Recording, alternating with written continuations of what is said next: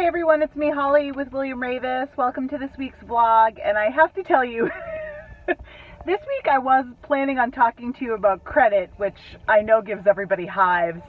Even people with fantastic credit usually get a little sweaty when we bring credit up, and of course I'm in the car, I can't adjust this perfectly, but anyway, I dropped the credit thing because I have to talk to you about what I saw this weekend. I can't process it.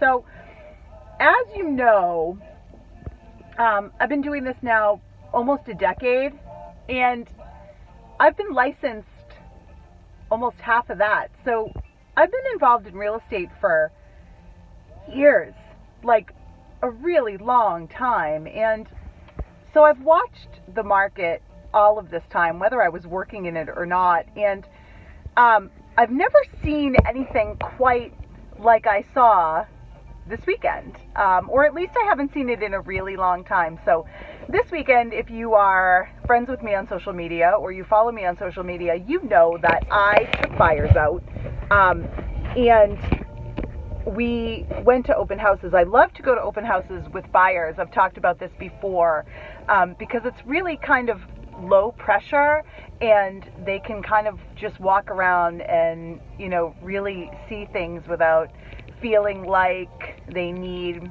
to provide a ton of feedback or they need to follow up or what have you. So at any rate, I added 5 open houses into the schedule this weekend. 3 of them we were unable to get into. Cars were parked almost a quarter-mile away. There were literally lines at both entrances to the houses, and I really can't get over it. So the weekend before, I had been fortunate enough to do an open house in Hull, like I talked about last week, and somebody showed up with an offer, but I just thought maybe that was because there's not a lot of beach property, but now what I'm realizing is there's not a lot of property, period. So that's what we're going to talk about here today. This is like, I don't know, 4th, 5th year in a row that spring market shows up and there's no inventory. And I'm starting to feel like this pattern I'm seeing with my sellers is maybe a pattern that is happening with a lot of people who are thinking about selling their houses, which is that, you know, I have people that I've been working with since 2016 and 2017 that have said every year, oh, we're going to put the house on the market this spring, can't wait, we're getting out of here. And then the spring comes and they aren't doing it.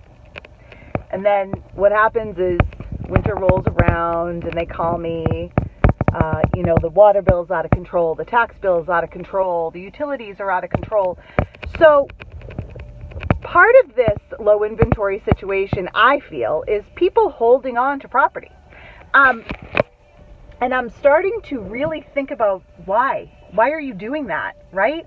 So when we have conversations about the tax bills are too high, the utility bills are too high, there's too much space here, the next obvious conversation in my mind is, when would you like to put the house on the market? But they're continuing to hold the house. And I'm wondering how many of you out there are doing that. How many of you out there are, you know, saying, well, I just want to see what happens next year. So this is the best time, right? So one person I'm working with has said, I'm going to wait till next year for 3 years now. And their house has come down in value, and it's come down a lot. Because you are affected by what's happening in your town and in your neighborhood and in your market.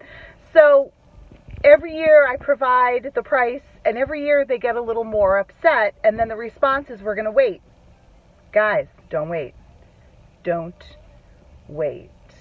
So right now, if you decide to put your house on the market, you're probably going to score. And I have said this to you I was looking back at my social media feeds, years, 2, 3 years in a row now, I have told you we don't have inventory, and we have hundreds and hundreds of buyers out there that are pre-approved, that have nothing to sell, that are ready to go, all of the things that you want to hear that make them attractive to you.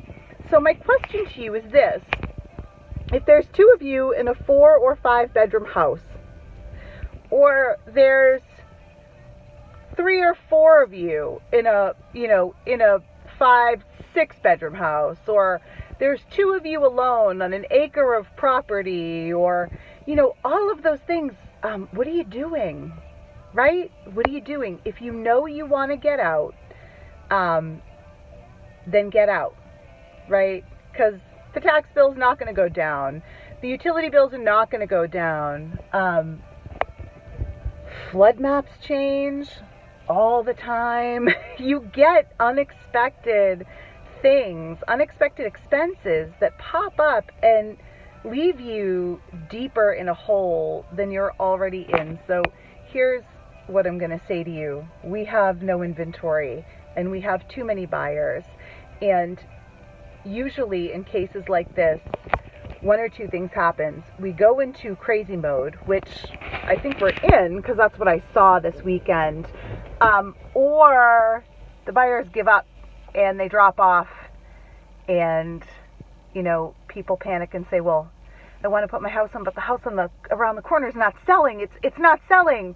Well, it's not selling because it's July or September, and they could have put it on in March or April when people are really hardcore actively looking, but they didn't.